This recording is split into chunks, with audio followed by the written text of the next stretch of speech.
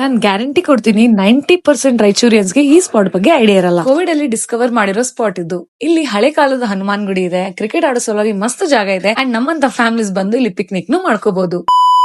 ಎಲ್ರಿಗೂ ನಮಸ್ಕಾರ, welcome to brand new episode of stories by Anjali.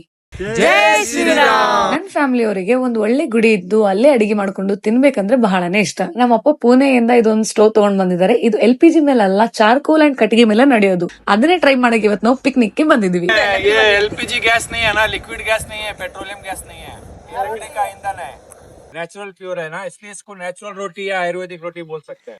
ಎಲ್ಲರೂ ಕಟ್ಟಿಗೆಗಳು ಜಮಾ ಮಾಡಿ ಬಿಸಿ ಬಿಸಿ ಚಪಾತಿ ಮಾಡ್ಕೊಂಡು ತಿಂದ್ವಿ. ಅಂಡ್ ಈ ಬ್ಯೂಟಿಫುಲ್ ಸ್ಪಾಟ್ ಇರೋ ಅಡ್ರೆಸ್ ಎಲ್ಲಿ ಬರುತ್ತಪ್ಪ ಅಂದ್ರೆ ಮಲೆಬಾದ್ ರೋಡ್ ಅಲ್ಲಿ race concept school exact back side ಅಲ್ಲೇ ಇದೆ. ನಾನು ಈ ಸ್ಪಾಟ್ ನಿಮ್ಗೆ ಶೇರ್ ಮಾಡ್ತಾ ಇದ್ದೇನೆ ಅಂದ್ರೆ ಅದ್ರ ಜೊತೆ ಇನ್ನೊಂದು ರೆಸ್ಪಾನ್ಸಿಬಿಲಿಟಿನೂ ಇದೆ.